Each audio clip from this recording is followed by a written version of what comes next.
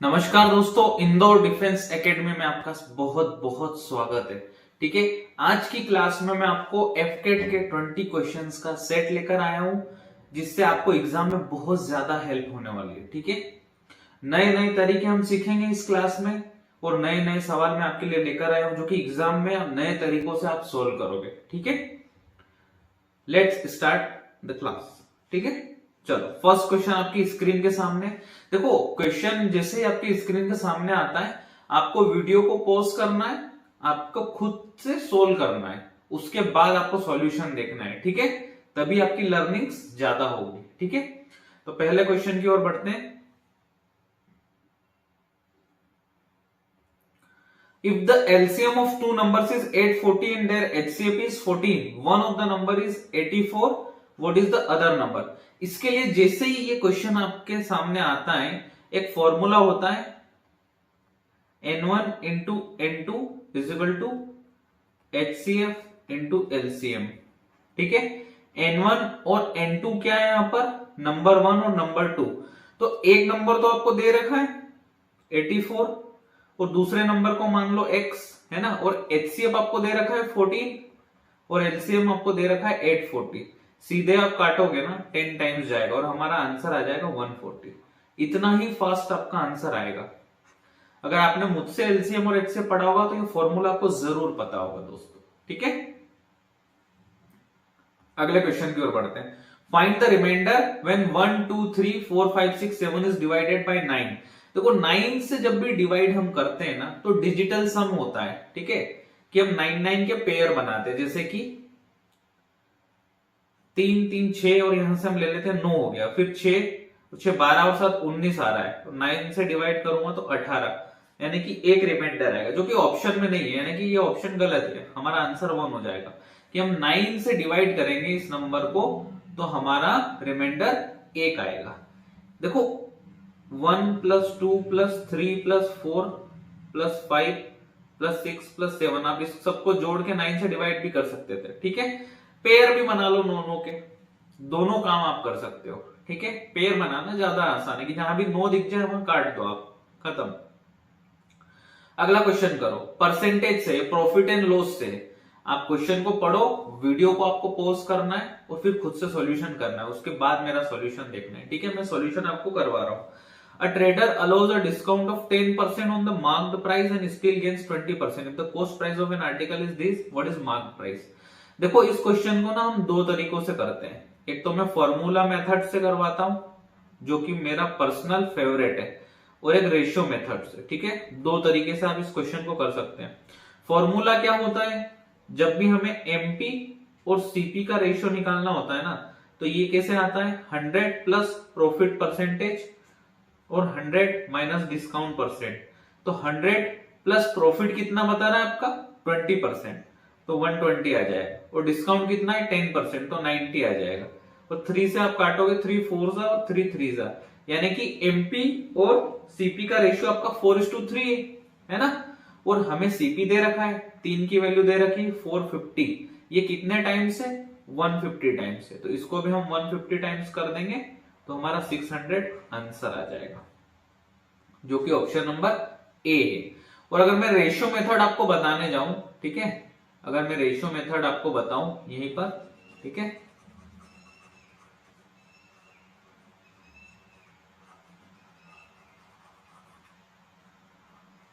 चलो ratio method में मैं आपको यहीं पर बता देता हूं।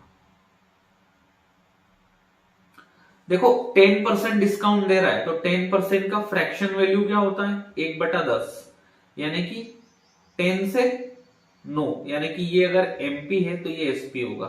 ठीक है, और 20% का प्रॉफिट हो रहा है उसको, यानी कि सीपी यहां रहता है, यानी कि 20% की फ्रैक्शन वैल्यू क्या होती है? 1/5, यानी कि 5 की चीज 6 में। अब देखो, अगर आपने मुझसे रेशियो पढ़ा होगा तो आपको रेशियो मर्जिंग भी आता होगा कि रेशियो को मर्ज कैसे करते हैं। ठीक है, यहां 10 से 9 हो रहा है, यहां 6 से मल्टीप्लाई हो रहा है, तो यहां भी 6 से मल्टीप्लाई हो जाएगा। और 5 और 6 के रेशियो में 9 से मल्टीप्लाई हो रहा है, तो यहां भी हमको 9 से मल्टीप्लाई करना पड़ेगा।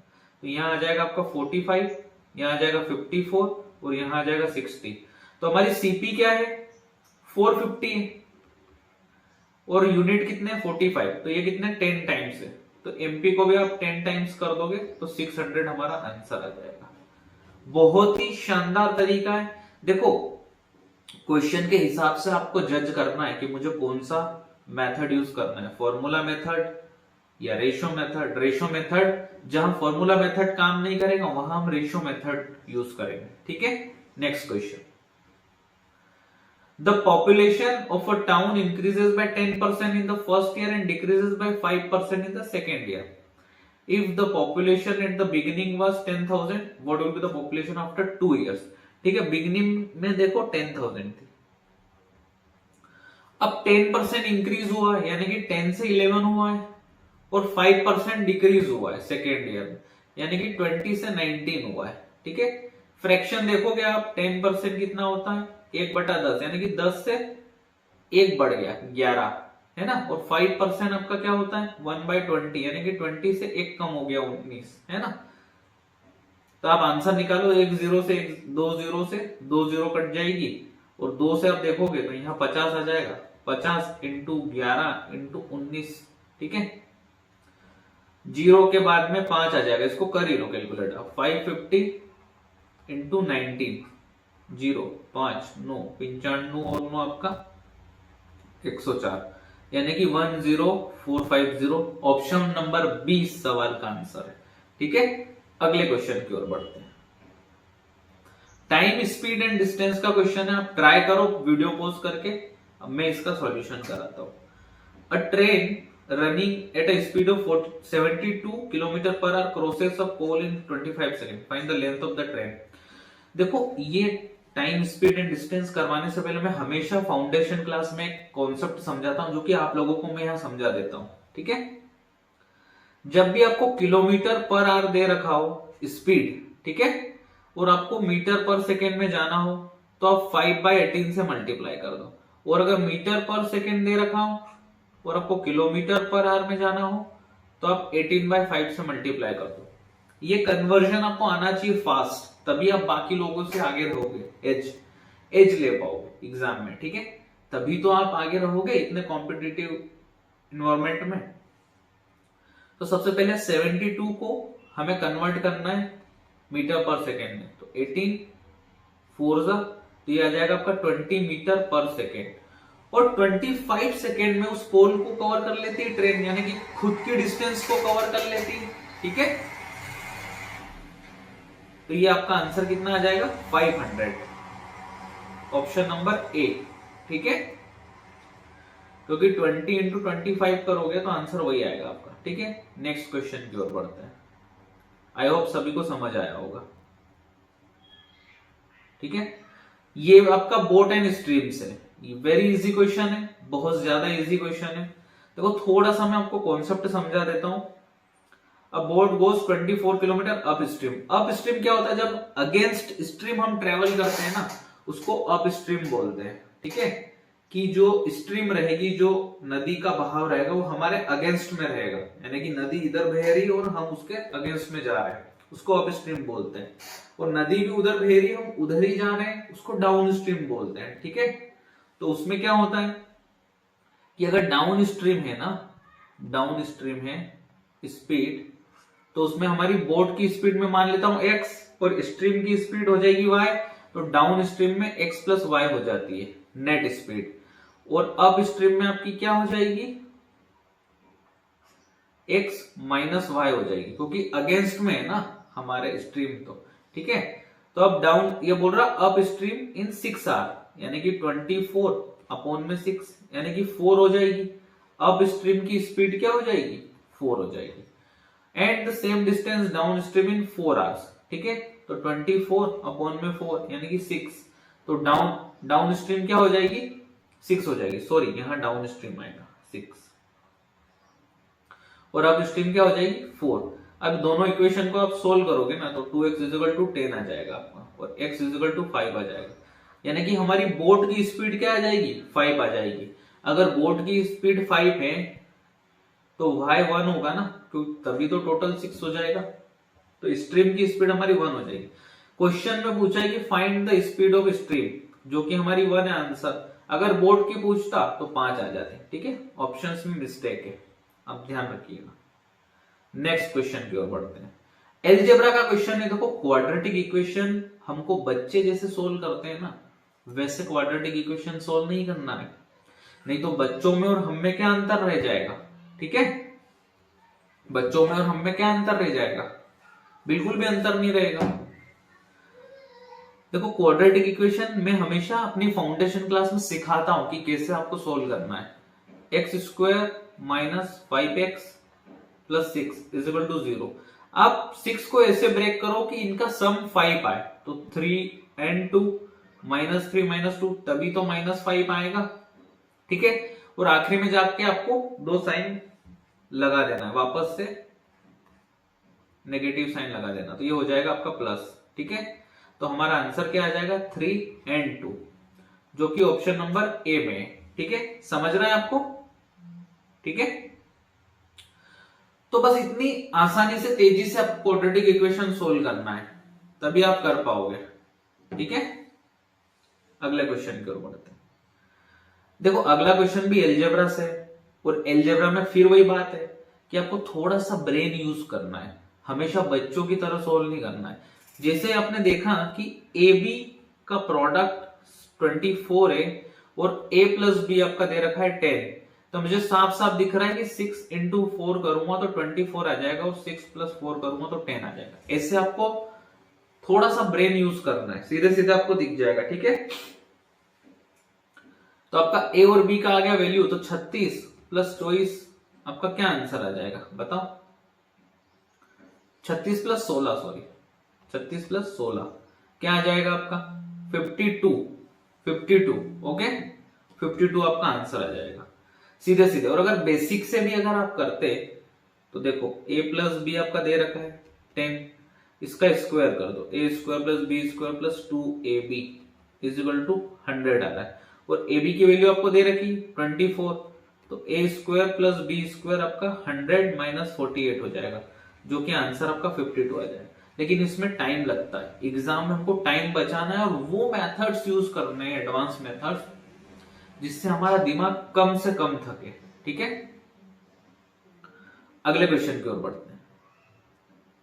रेशियो प्रोपोर्शन एंड मिक्सचर्स से क्वेश्चन है आपका, पढ़ते हैं। The salaries of A and B are in the ratio this, if A's salary is increased by 20% and B's by 10%, the new ratio of their salaries become this, find A's original salary, B's original salary was this. देखो original salary का ratio तो हमें दे ही रखा है 5:7, और B की original salary हमें दे रखी है 42,000, ये 6 टाइम्स है, तो इसको भी आप 6 टाइम्स कर दो, जो कि 30,000 आपका आंसर आ जाए। बाकी का जो डेटा दे रखा था ना, वो सिर्फ आपको डिस्ट्रैक्ट करने के लिए दे रखा था। ठीक है, तो आंसर आ जाएगा हमारा 30,000। इतनी ही तेजी से आपको समझ जाना है कि कहाँ डेटा आपको डिस्टर्ब करने के लिए दे रखा है, कहाँ आपको डिस्ट्रैक्ट करने के लिए डेटा दे रखा है, और हमारे को डेटा का कितना काम है वो आपके लिए इंपॉर्टेंट होना चाहिए। ठीक है, next question. A 50 liter solution contains 20% alcohol. How much water must be added to make the alcohol concentration 10%? जैसे ही अगर आप क्वेश्चन पढ़ो और आपको क्लिक नहीं हो रहा है कि ये कौन से चैप्टर के कौन से टॉपिक से क्वेश्चन है, यानी कि आपको अलग अलग करके पढ़ाया ही नहीं गया है ढंग से, इसीलिए आपको क्लिक ही नहीं हो रहा है। ठीक है, टाइप वाइज पढ़ना बहुत जरूरी, तभी तो आपको क्वेश्चन देखते से ही समझ आ जाएगा कि ये एलिगेशन का क्वेश्चन है। जैसे मैंने पढ़ा और मुझे समझ आ गया कि ये एलिगेशन का क्वेश्चन है। ठीक है, तो देखो एक ऐसा सॉल्यूशन जिसमें 20% एल्कोहल है, उसमें हम कितना पानी मिलाए। अब देखो पानी तो प्योर ही होता है, उसमें 0% एल्कोहल रहता है, तो हम लिख देंगे 0% एल्कोहल मिलाए, तो हमें नेट कंसंट्रेशन 10% मिले। सीधे एलिगेशन का पैटर्न है लिखने का। ठीक है, सो 20% माइनस 10%, यहां आ जाएगा आपका 10%, और 10% में से 0% जाएंगे तो भी 10% आ जाएगा, और ये रेशियो आपका 1:1 हो जाएगा। ठीक है, ये रेशियो हो गया आपका 1:1। समझ गए आप।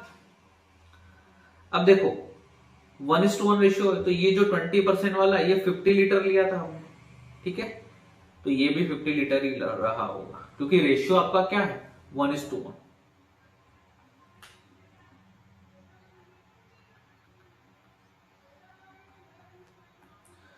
अब ज्योमेट्री एंड मेंसुरेशन से सवाल है आपका, ठीक है। The area of a right angle triangle and one of its perpendicular side is 12, find the hypotenuse, ठीक है। Find the hypotenuse. आपका राइट एंगल ट्राइंगल है, देखो राइट एंगल ट्राइंगल है आपका, इसका एक साइड हमें दे रखा है, ठीक है। क्या दे रखा है? 12, एक परपेंडिकुलर साइड, ये दोनों आपके परपेंडिकुलर साइड होते हैं, ठीक है। ये 12 दे रखा है और एरिया हमें दे रखा है 84। तो हाफ बेस इंटू हाइट होता है, इसको मान लो आप x, बेस को एरिया होता है 84 हो गया, x इजिकल टू 14 हमारा आंसर आ जाएगा, ठीक है। अब x इजिकल टू 14 आपका आ गया, तो वो पूछ रहे हैं हमसे हाइपोटेनियस का क्या होगा। तो 12 का स्क्वायर प्लस 14 का स्क्वायर इजिकल टू हाइपोटेनियस का स्क्वायर, तो 144 plus 196 is equal to h square, ये हो जाएगा आपका 200 340, तो अंडर रूट 340 आपका आंसर आ जाएगा हाइपोटेनियस, जो कि ऑप्शन में नहीं है, तो ये गलत है आपके ऑप्शन, ठीक है। अंडर रूट 340 आपका आंसर आ जाएगा, ठीक है, इस क्वेश्चन का। अगला क्वेश्चन पढ़ो, शानदार सवाल है आपकी स्क्रीन के ऊपर, बहुत शानदार सवाल है, आप इसको ट्राई करो। और देखो मैं इसको किस तरीके से आपको बताता हूं, देखो मैं हमेशा क्लास में जब भी मेंसुरेशन पढ़ाता हूं ना, फाउंडेशन बेच में, देखो मेरा हमेशा से एम रहता है कि एग्जाम में बच्चों को लीड मिले बाकी लोगों के मुकाबले। तो मैं हमेशा बोलता हूं कि जब भी आपका रेडियस दे रखा हो ना 7, तो एरिया आपका हमेशा होता है 154, ये चीज आप दिमाग में रखो। और जिस भी बच्चे को अगर ये चीज पता होगी, पाई आर स्क्वायर एच वॉल्यूम होता है आपका सिलेंडर का, ठीक है, तो ये पाई आर स्क्वायर तो पता है उसको 154, और हाइट आपको दे रखी 10, तो 1540 आंसर हो जाएगा। बिना किसी कैलकुलेशन के कहीं कुछ जोड़ घटाओ गुणा भाग कुछ करना ही नहीं पड़ा और आंसर आ गया आपके सामने। दिमाग जितना कम थकेगा एग्जाम में उतनी कम गलतियां करेगा, ठीक है। तो हमें एडवांस मेथड्स यूज करने हैं एग्जाम में हमेशा। अब प्रोबेबिलिटी एंड परम्यूटेशन का क्वेश्चन है। अ box contains 3 red 4 blue and 5 green balls, what is the probability of drawing a blue ball. तो देखो प्रोबेबिलिटी में सिंपल फॉर्मूला है कि फेवरेबल आउटकम अपॉन में टोटल आउटकम। तो हमारे फेवर में कितनी ब्लू बॉल, 4 ब्लू बॉल है, ठीक है, और टोटल बॉल कितनी है 12, तो 4 3 12, तो 1/3 हमारा आंसर हो जाएगा, ठीक है। ऑप्शन नंबर बी हमारा आंसर हो जाएगा, ठीक है। अगला क्वेश्चन करते हैं, बहुत शानदार शानदार सवाल है आपके सामने। In how many ways can the letters of the word after be arranged. देखो ये क्वेश्चन है आपका परम्यूटेशन एंड कॉम्बिनेशन। तो 1 2 3 4 और 5, यहां पर हमारे पास कितनी चॉइसेस है अभी 5 चॉइसेस, फिर हमारे पास 4 चॉइसेस होगी, फिर 3 2 और 1, ठीक है। तो इसका आंसर हो जाएगा 120, या फिर आप 5 फैक्टोरियल भी कर सकते हो, ठीक है, जो कि हमारा आंसर है। तो 120 हमारा आंसर हो जाएगा। 120 वेज रहेंगे। देखो बेसिक से पढ़ोगे ना, बहुत शानदार चैप्टर है परम्यूटेशन एंड कॉम्बिनेशन। जब आप बेसिक से पढ़ते हो बड़ा मजा आता है। ये प्रैक्टिस क्लास है, इसलिए मैं प्रैक्टिस क्लास के हिसाब से यहाँ पर आपको सॉल्यूशंस करवा रहा हूं, ठीक है। चलो टाइम एंड वर्क का क्वेश्चन है, सबसे फेवरेट टॉपिक है मेरा, time and work and probability. A and B together can complete a work in 12 days. B alone can complete in 30 days. In how many days can A alone complete it? तो देखो सबसे पहले time and work में लिखने का pattern होता है कि A प्लस बी आपका, और B का दे रखा है डेटा हमें, तो यहां से हम सबसे पहले हमको निकालना होता है टोटल वर्क। और टोटल वर्क क्या होता है एलसीएम ऑफ 12 एंड 30, ठीक है, जो कि एलसीएम आपका 60 हो जाएगा। देखो मैं अपनी फाउंडेशन बेस में कुछ एलसीएम जो कि एग्जाम में मैंने एनालाइज किया कि बार बार एग्जामिनर पूछता है, उन एलसीएम की इतनी प्रैक्टिस करवा दी कि बच्चों को वो नंबर दिखते हैं, उससे आंसर आ जाता है कि अच्छा इसका एलसीएम तो ये होगा। जैसे कि मैंने 12 30 देखा, मेरे को पता है 60 एलसीएम। तो ए प्लस बी आपके 12 दिन में करते हैं तो 5 यूनिट करेंगे, और बी आपका 30 दिन में करता है तो 2 यूनिट करेंगे, ठीक है। अगर बी 2 यूनिट करता है और ए और बी दोनों मिला के 5 यूनिट करते हैं, तो ए 3 यूनिट करेगा। साफ साफ दिख रहा है आपको, ठीक है। अब पूछ रहे हैं how many days can A alone complete it. तो ए एक दिन में 3 यूनिट करता है, 3 यूनिट, पर डे, तो 60 यूनिट करने में उसको 20 डेज लगेंगे। ये आपका आंसर हो जाएगा ऑप्शन नंबर सी। इतना ही आसान था दोस्तों, ठीक है। ये पाइप एंड सिस्टम का क्वेश्चन है, टाइम एंड वर्क का ही पार्ट है, कुछ लोग साथ में पढ़ाते हैं, कुछ लोग अलग पढ़ाते हैं, ठीक है। देखते हैं क्या दे रखा है। आप वीडियो पॉज करके सोल्व करते रहिएगा, तभी आपकी लर्निंग्स बढ़ेगी, सीखोगे, तरीके नए सीखोगे। A pipe can fill a tank in 12 hours while another pipe can empty it in 15 hours. If both pipes are opened together, how long will it take to fill the tank? देखो pipe ए जो है ना वो 12 hours में भरता है और pipe B 15 hours में खत्म करता है। तो 12 और 15 का एलसीएम देखो मैंने देखा ही से और मुझे पता लग गया 60। तो जो ए है वो 5 यूनिट भरेगा और बी 4 यूनिट खत्म करेगा। और यूनिट खत्म करेगा यानी कि खाली करेगा, तो मैं माइनस का साइन लगा रहा हूं। अब बोल रहा है ए और बी दोनों मिलके कितना करेंगे, तो नेट नेट वो 1 यूनिट करेंगे, भरेंगे 1 यूनिट भरेंगे और टोटल भरने में उसको 60 आवर्स लगेंगे। ऑप्शन नंबर 20 सवाल का उत्तर हो जाएगा। इतना आसान है, इतना ही आसान है। यस, चलो आगे बढ़ो। अगला question simple and compound interest का सवाल है। If the simple interest on 8,000 for 4 years at 5% per annum is equal to the compound interest for 2 years at the same rate, what is the compound interest? देखो ये जो information इसमें दी रखी ना, फालतू की एक्स्ट्रा इंफॉर्मेशन दे रखी। कंपाउंड इंटरेस्ट निकालने के लिए 2 तरीके हैं, मैं बताता हूं आपको। एक तो रेशियो मेथड, ठीक है, और एक फॉर्मूला मेथड, ठीक है। मैं आपको रेशियो मेथड से कराता हूं। फर्स्ट ईयर में आपका simple interest and compound interest दोनों सेम रहता है, तो फर्स्ट ईयर में आपका 5% के हिसाब से कितना हो जाएगा इंटरेस्ट, ठीक है, कितना हो जाएगा आपका 400। सेकेंड ईयर में भी आपका 400 तो होगा ही होगा, और 400 पर भी 5% आपका लगेगा, जो कि होता है 20। तो नेट नेट आपका कितना हो जाएगा 820, ठीक है।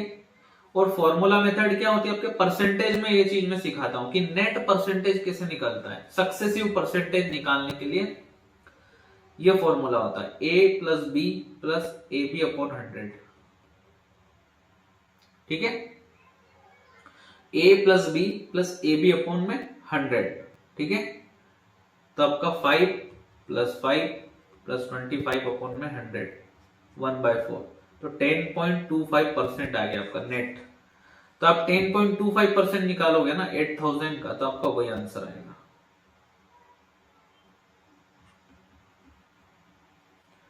दो तीन 1 2 3, तो इसको आप मल्टीप्लाई कर लो, 8,200 और एक जीरो से एक जीरो कट जाएगी, तो 820 आपका आंसर हो जाएगा। ये दोनों मेथड है। देखो कंपाउंड इंटरेस्ट में हमेशा क्वेश्चन के हिसाब से हम मेथड सिलेक्ट करते हैं कि अगर ये क्वेश्चन है, इसमें ये डेटा दे रखा है, तो हमको ये मेथड यूज करनी है, तभी आप एग्जाम में एज ले पाओगे बाकी लोगों से, ठीक है। नहीं तो आप फंस जाओगे। कंपाउंड इंटरेस्ट के सवाल वैसे ही होते हैं। ये क्वेश्चन देखो, a sum of money becomes 1600 in 2 years and 1728 in 3 years at compound interest. Find the rate of interest per annum, ठीक है। देखो 2 साल में 1600 हो रहा है और 3 साल में आपका 1728 हो रहा है, यानी कि दूसरे साल से तीसरे साल में कितना हो गया, 1600 से 1728 हो गया, यानी कि इंटरेस्ट कितना हो गया 128 का।